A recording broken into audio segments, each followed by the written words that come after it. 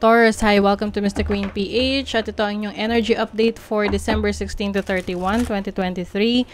General reading, just take what resonates. Watch your Sun, Moon, Rising, Venus for other messages. And thank you sa lahat ng mga sumusuporta dito sa ating channel. Just a reminder, gamitin nyo lamang ang reading na ito bilang gabay. And pa-follow, like na rin ang ating Facebook at TikTok. Lahat po yan, Mystic Queen PH. And please check out my Shopee. Available ang mga protection and prosperity bracelets, zodiac sign bracelets, and many more. Link on the description. If you are interested in money bowls, available din to sa aking Shopee. Okay, let's see, Taurus. Ano yung energy update for you ngayong second half ng December for Taurus? You have the Hanged Man. Meron kayong hinihintay. Pero ano to, no? Worth it ang paghihintay nyo. Kaya kailangan dito ng patience. Patience is the key to success. Yung iba naman sa inyo, meron kayong, hindi kayo nagmamadali, no? Hindi nyo, lalo na kung decision making to, this is a major decision, so hindi nyo mamadaliin yan. Pag-iisipan yung maigi yan. What is the Hanged Man?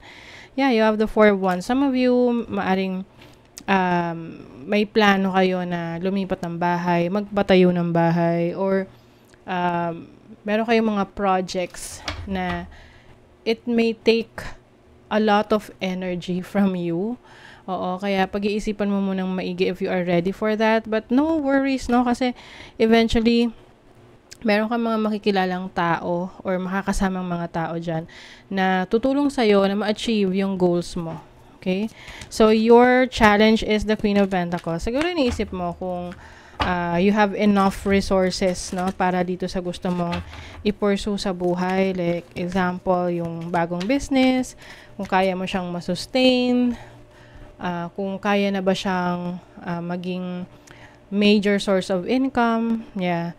The 7 of Pentacles, as long as you're willing to do the work, as long as you're patient, hindi ka makakaramdam ng frustration dyan. So, pag walang frustration, hindi ka, parang, hindi ka masistress, diba? Pag hindi ka nasistress, then you will attract good energies. Okay? Mas magiging productive ka pa nga eh. So, the challenge for you is how are you going to be more productive and use your resources wisely. Okay? And then for your opportunity, you have the 3 of Pentacles. So this is collaboration, working with other people. This is also growth in your career. So you have the Ace of Wands. Yes.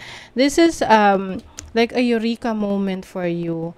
Pwedeng meron kang kakilala, kaibigan, or sino man na magi-influence sa'yo na subukan na yung mga plano mo.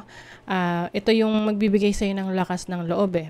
Na, sige na, gawin mo na yan. We support you all the way. So, having that solid support system, makakatulong talaga yan in achieving your goals. Na tipong hindi ka nag-iisa. Okay?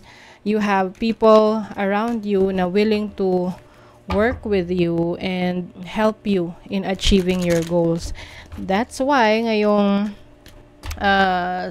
December, no? Ngayong second half, ang blessing mo is success. You're going to be very successful in what you do.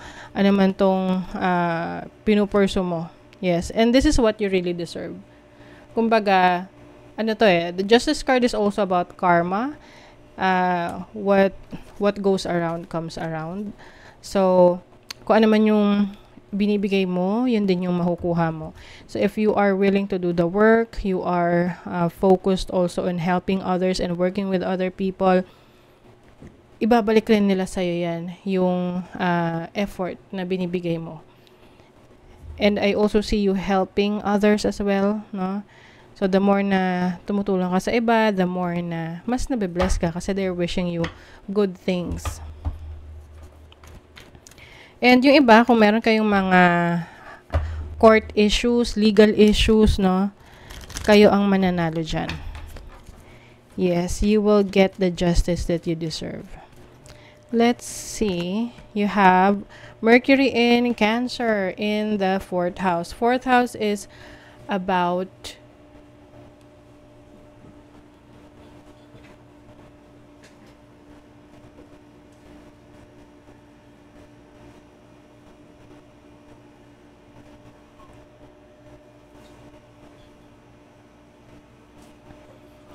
home life, family life, I think maring magkakaroon ka ng deeper communication with your family members, especially with your parents, no? Maaring meron kang pwedeng you might be reconnecting or communicating with your parents, especially kung merong nagkaroon ng issue or gap between you and your parents or someone in authority. Oh my God. Nasabi ko lang someone in authorities, may authority dito. Okay, which is your 10th house. This is your career. Mars in Capricorn. Mars is about being, aggressive. You are being goal-oriented, no, when it comes to your career. I think meron kang mga tina-target na goals ngayong December na gusto mo makuha mo na agad. But there are times that you need to be patient, no? As long as you are doing your work, you are doing what is necessary, that's enough, okay? So you have the Sun in Aries in the 1st house. Very assertive.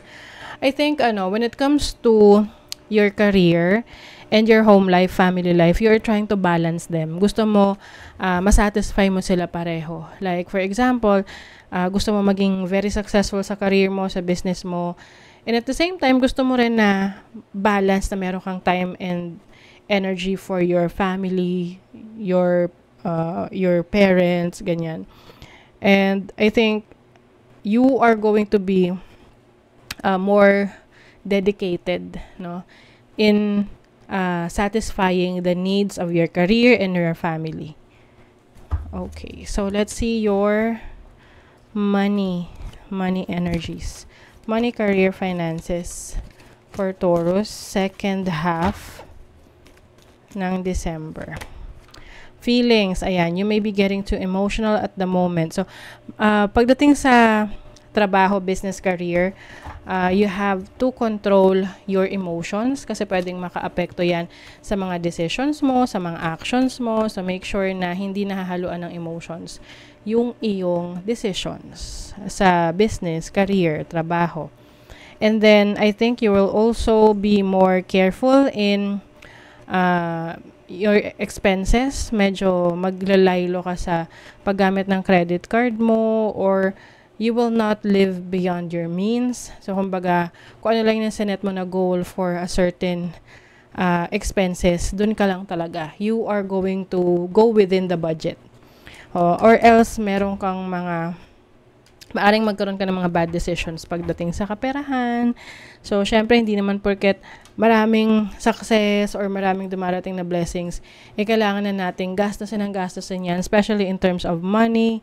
So, ito rin yung reminder sa'yo na kapag ganito yung time na maraming mga blessings, ito rin yung time na magtipid or mag-invest or mag-save. Okay, so for your love life, my patience, manifest, and chemistry. So, I think there's someone in your life right now na very close ka, or you're trying to see kung gaano kayo magkakasundo ngayon. But I don't see any romantic connection sa ngayon. This can mean a friend or someone like a colleague, a coworker na gusto mo na maging parang tinitingnan mo kung kayo ba ay magkakaroon ng maayos na relationship. Okay? Can be friendship. Let your fears dissolve. Ayan. So, iwasan mo yung mga pag-aalala sa mga bagay na wala pa or hindi pa nga nangyayari. Step into your power. You're going to be more confident in whatever you do, ano yung kaya mong gawin. Maaring you will be exploring more about your skills. OMG, meron talagang romantic cycle. Oh. A new romantic cycle begins. So, maaring you are manifesting a relationship, but you are also very patient about it. Wala kang masyadong mamadaliin na certain connection, romantic connection. I think you will just see kung magkakasundo kayo ng taong to. At kung hindi, syempre, you will move on. At kung oo, then definitely, maaring meron talagang mag-open na bagong romantic connection for you, Taurus. So let's see what else. You have the 10th house, Mercury in Scorpio. So 10th house is your career, no? I think you are going to be meeting new people, no, with Mercury here and Scorpio. I think marami kang makikilala ng mas malalim pagdating sa workplace mo, sa career mo, sa business. And I think mas sila parang mas kikilalanin mo in a deeper level na hindi ka lang basta-basta makikipag-commit sa kanila nang hindi ka sigurado. Okay? So, that is your reading, Taurus. Kung nagustuhan nyo ito, naka-resonate kayo, mag-comment kayo dyan. Like, share, subscribe para lagi kayong updated sa ating mga readings. Thank you so much, Taurus. See you again.